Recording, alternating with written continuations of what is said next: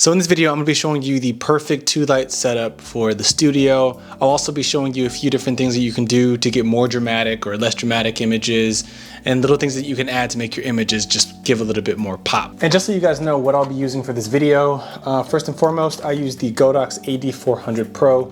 This is going to be my key light.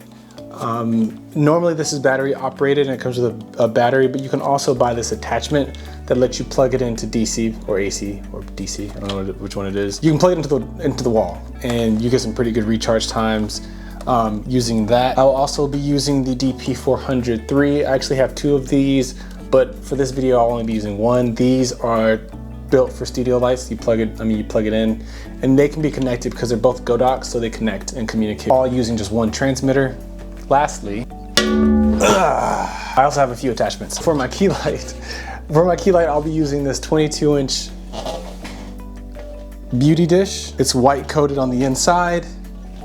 I'll be using this for my hair light. This is a like a 8-inch reflector dish. Then I've also got, I forgot the actual model name, I've got it in the description, but this is basically a spotlight attachment that you can put. Now all of these work on Bowens mount adapters, so I can just plug and play on each of my different lights, but I'll use this to get a spotlight look later on in the video. Actually, my favorite photos are with this baby. Anyway, I hope you guys enjoy the video. Let's get into it.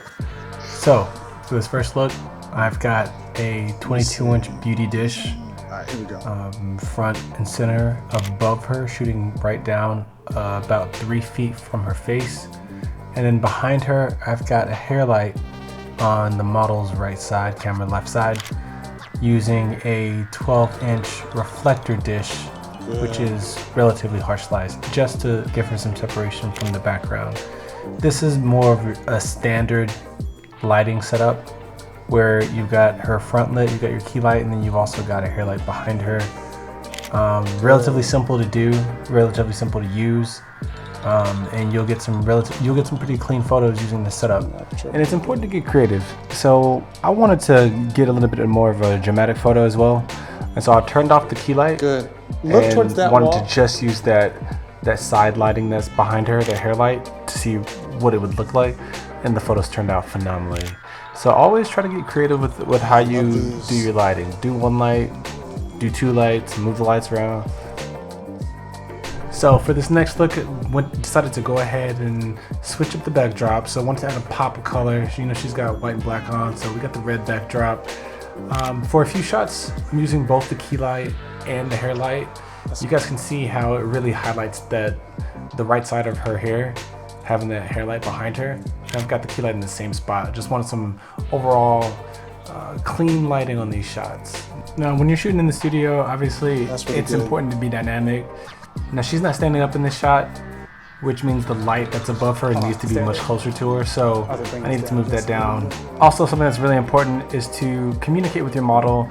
Sometimes it's important to let them see how they're coming off on camera, what looks good and what doesn't look good. That way you can make sure that you get the best photos for whatever look you're trying to get. In this situation, I only have my camera. I don't have like any external monitor like my laptop to show the pictures any bigger, but you still gotta make do. Again? That's so good. Cause I'd like to do some more, cause I love this movement. Maybe we do some. Yes, we can do this. Yeah. You wanna try? Let me, okay, you ready? Yep, whenever you're ready.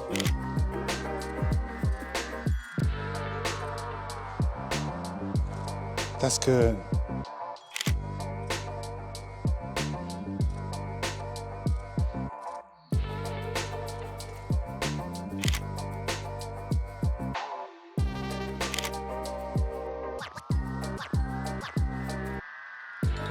Something's a little dark. Let me drop this down a little more. That same pose that you were just doing?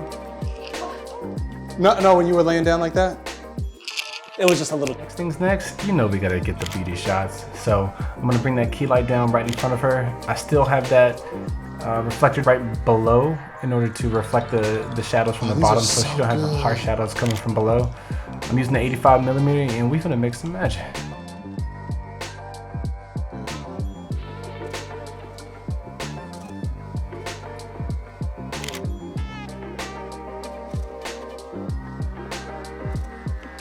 move this a little bit.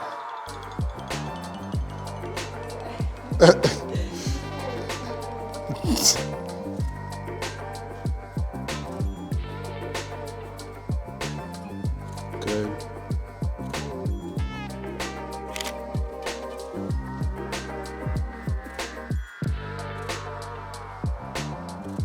That's good. We'll do a few more. I like that pose. Let me just switch lenses so I can get more full body here. Do some 3/4 length.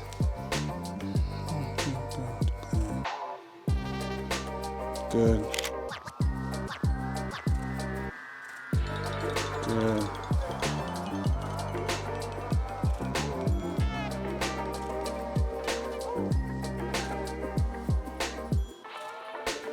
I love that. That's good.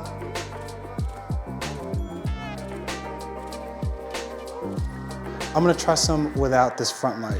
I wanna see what the silhouette looks like. So remember when you did like this number here? Like turn it, face me? And then it was like, yeah, like that. Oh, I love that.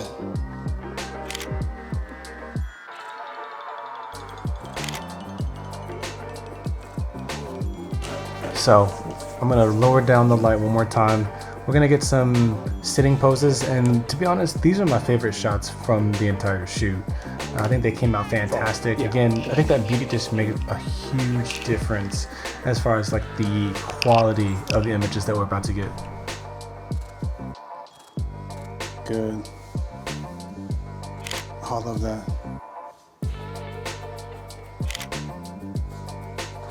Oh, yep. That's good. I love that pose. I love that pose. Can you go back to that pose and take a few more? Similar, you can kind of move around with it. Right there. Good.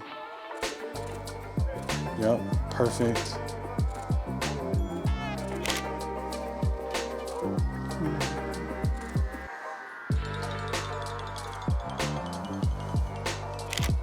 Oh, that's so good. Good. Hold on, stay there.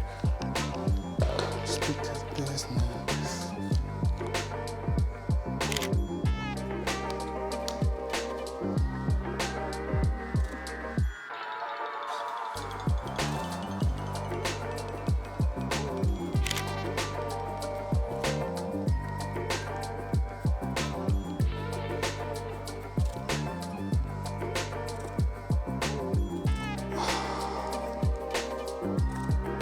Go through that movement one more time.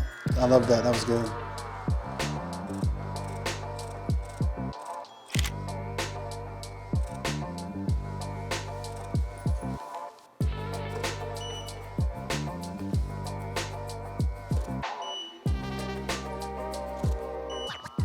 All right, excellent. Come forward. I want to see the shadow. A little more. Right there. There we go. And I'm gonna throw a light behind you. Oh, that's perfect.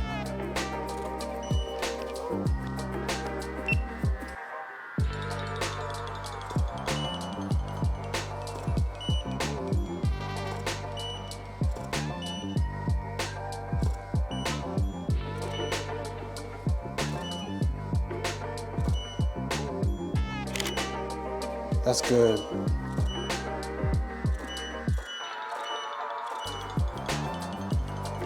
Okay, we're good.